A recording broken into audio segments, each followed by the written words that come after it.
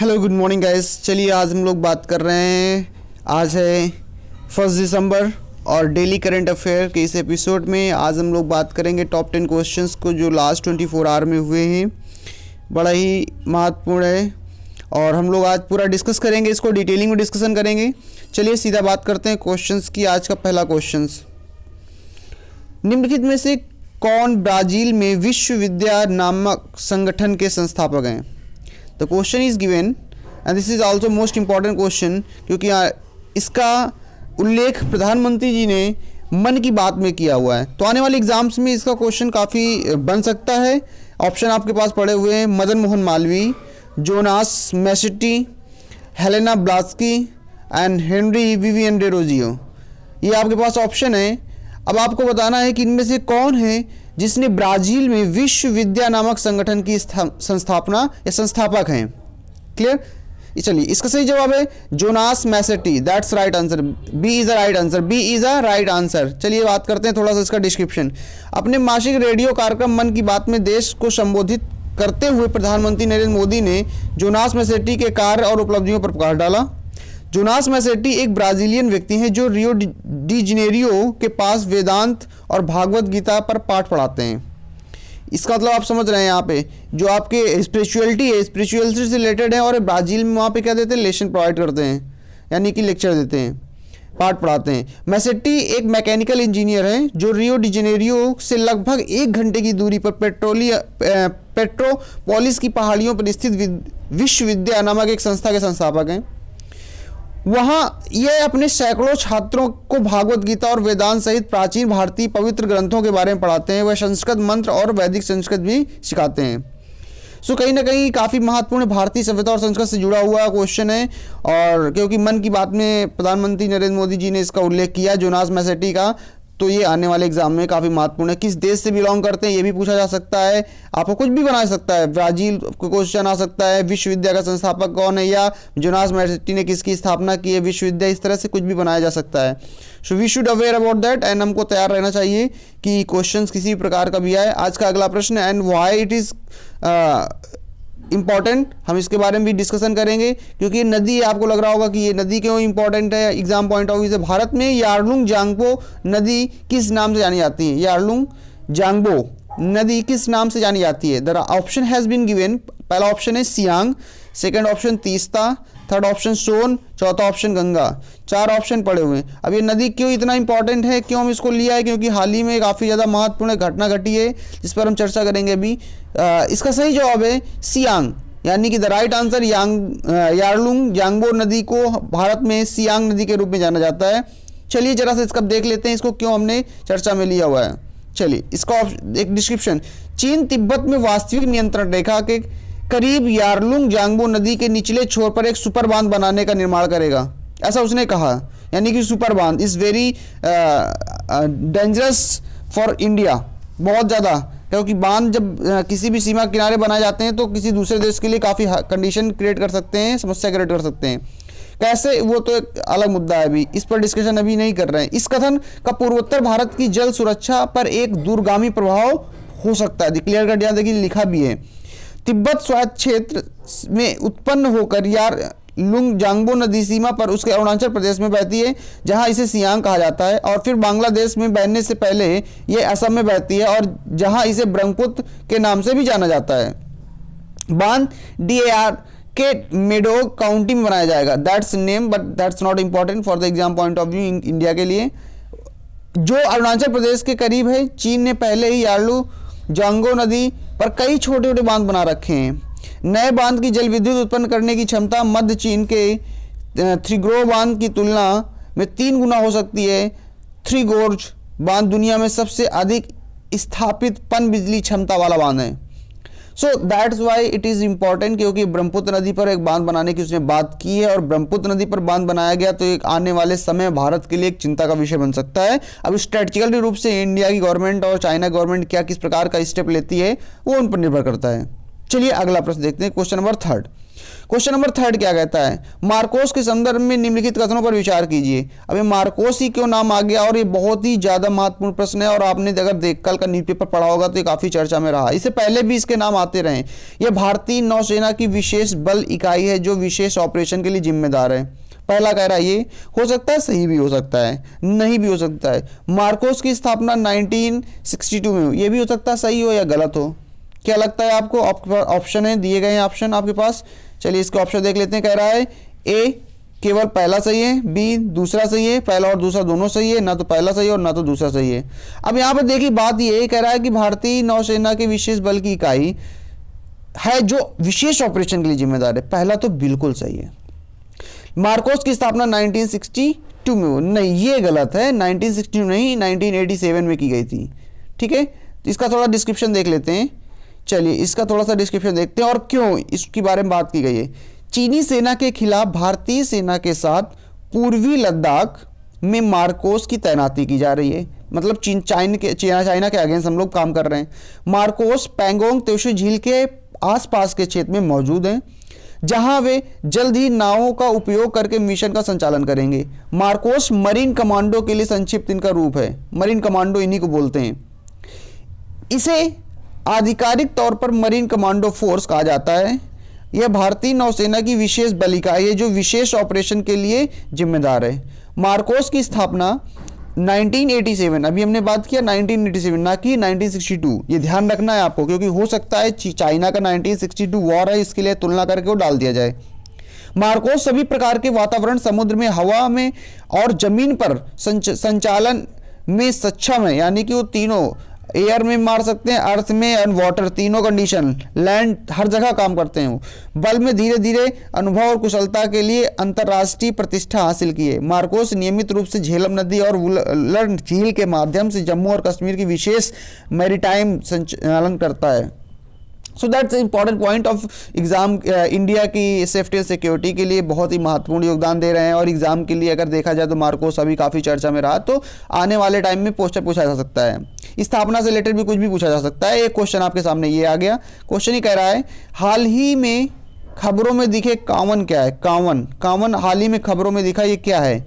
कथित रूप से दुनिया का सबसे अकेला हाथी, क्या ये एक हाथी है? हो सकता है। एक्सोप्लैनेट हो सकता है। चीन द्वारा शुरू की गई एक मिनी सैटेलाइट है, मे भी, क्योंकि चाइना अक्सर ऐसा करता रहता है। इनमें से कोई भी नहीं। अब भैया ये क्या है? आपका कावन के बारे में पता होना चाहिए, आइडिया होना चाहिए। And the right answer is that A, कथित रूप से दुनिया का सबसे अकेला हाथी है। कावन एक अकेला हाथी है। चलिए इसका थोड़ा सा देखते हैं, और ये काफ़ी ज़्यादा अभी महत्वपूर्ण है, और क्योंकि ये आपका आता है इकोलॉजी, यानी कि आप कह सकते हो इन्वायरमेंट वाले पार्ट से रिलेटेड आपका है। अमेरिकी पॉप स्टार चेर द्वारा प्रचार और लोगों में प्रचार के वर्षों के बाद दुनिया का सबसे अकेला हाथी पाकिस्तान से कंबोडियन अभ्यारण्य में सेवानिवृत्त के लिए एक विशाल यात्रा पर चल पड़ा। एक पाकिस्तानी चिड़ियाघर में सालों तक अकेले रहने के बाद कावन को दुनिया का सबसे अकेला हाथी कहा जाता है। इस पुरुष एशियाई हाथी की दुर्दशा, जो 2012 में अपने साथी सहेली की मौत के बाद में से अकेला है, ने दुनिया भर में ध्यान आकर्षित किया है। 2012 में अपनी साथी सहेली के मरने के बाद से कावन के मानसिक स्वास्थ्य पर भारी प्रभाव असर पड़ रहा है। हाथी सामाजिक जानवर है जो अन्य हाथियों की कंपनी पर पनपते हैं, लेकिन ये क्योंकि इसकी सहेली या इसकी साथी जो भी कहें आप, उसकी डेथ होने के बाद से ये अकेला रह रहा है, और इसलिए इसको अकेला हाथी कहा जाता है। ठीक है, तो आपको ध्यान में रखना कावन क्या है, कावन इस हाथी का नाम है। चलिए आज का अगला महत्वपूर्ण प्रश्न, और बहुत ही ज़्यादा महत्वपूर्ण है, सिर्फ इसलिए नहीं कि एग्जाम में है, लेकिन हमें पता भी होना चाहिए क्योंकि ये महापुरुषों के बारे में है। चलिए क्वेश्चन क्या कहता है, गुरु नानक के संदर्भ में निम्नलिखित कथनों पर विचार करें। वह सिख धर्म के संस्थापक थे और 10 सिख गुरुओं से पहले हैं। हो सकता है सही भी हो। दूसरा क्या कह रहा है, उनका जन्म दुनिया भर में गुरु नानक गुरुपुरब के रूप में कटक पूर्णमासी, कटक की पूर्णिमा के दिन के रूप में मनाया जाता है। ऊपर दिए गए कथनों पर भी कौन सा सही है आपको बताना है। क्या पहला सही है, क्या दूसरा सही है, क्या पहला और दूसरा दोनों सही, क्या दोनों गलत हैं। और आप समझ लीजिए कि ये जो आपके गुरु नानक जी हैं, ये सिख धर्म के संस्थापक हैं, ये तो बिल्कुल क्लियर है।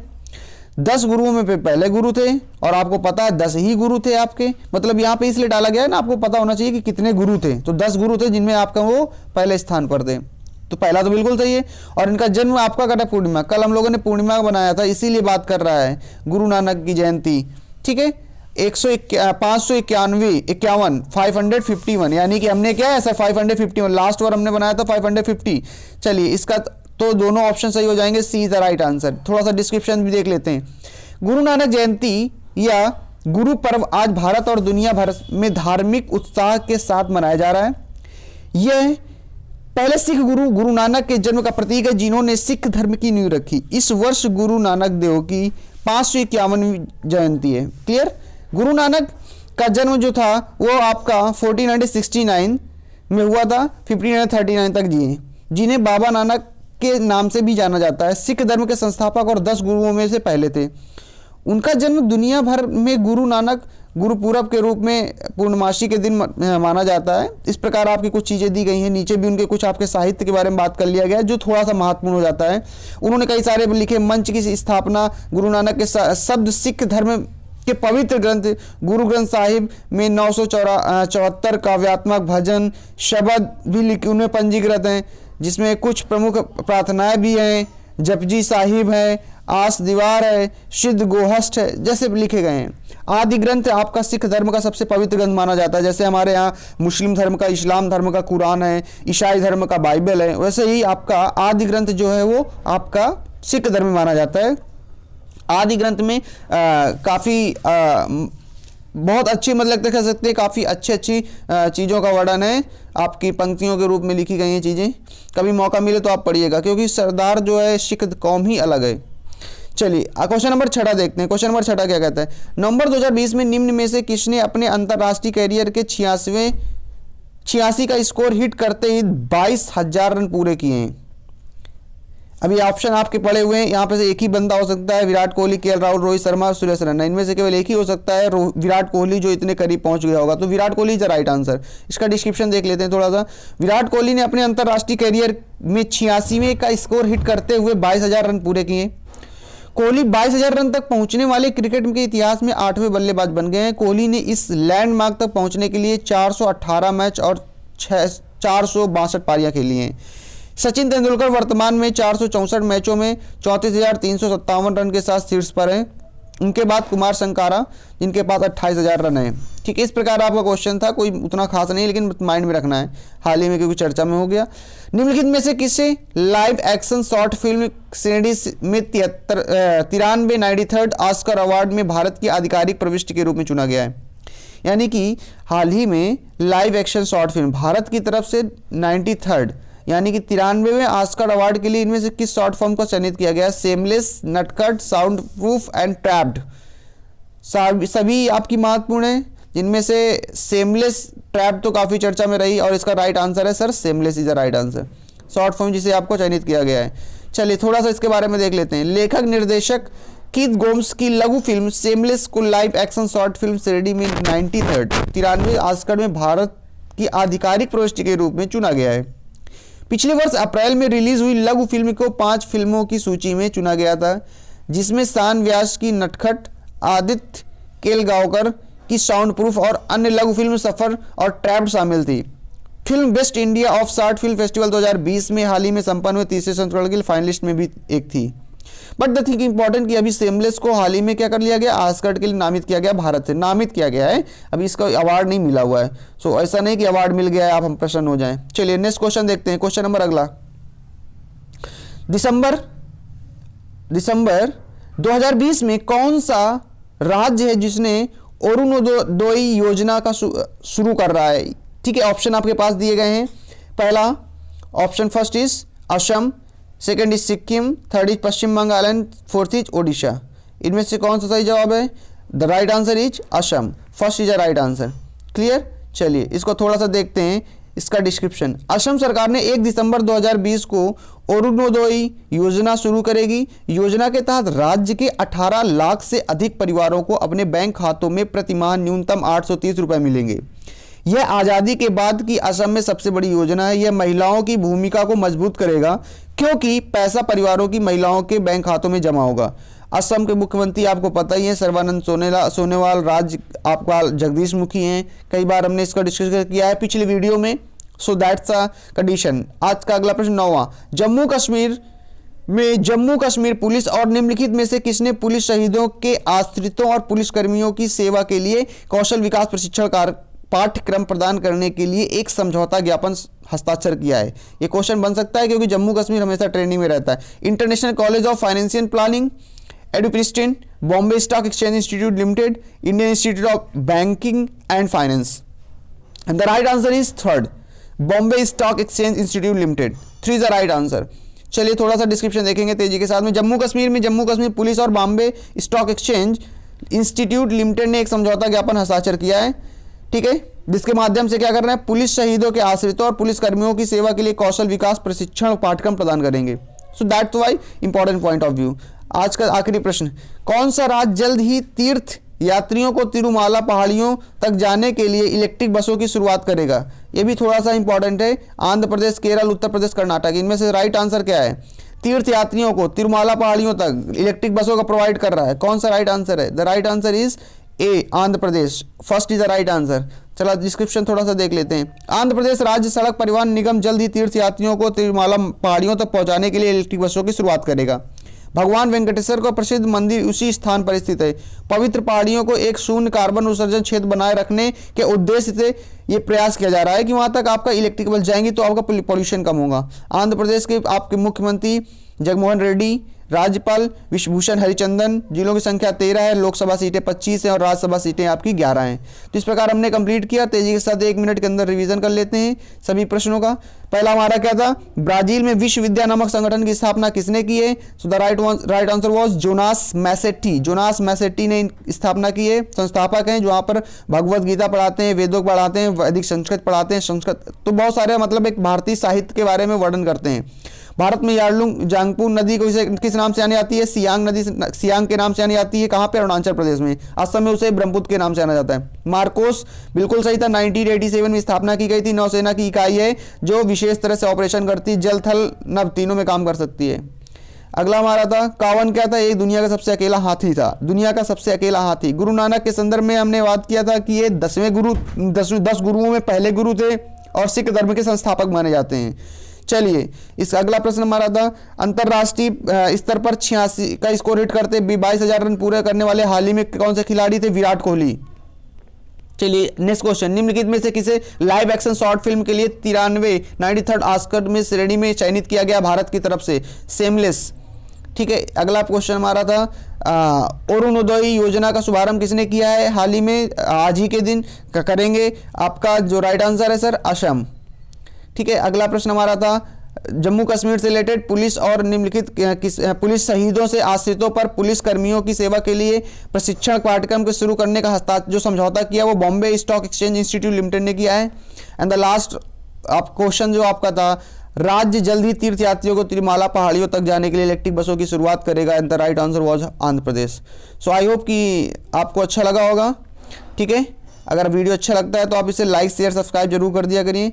मिलते हैं अगले एपिसोड में, तब तक के लिए नमस्कार। जय हिंद, जय भारत।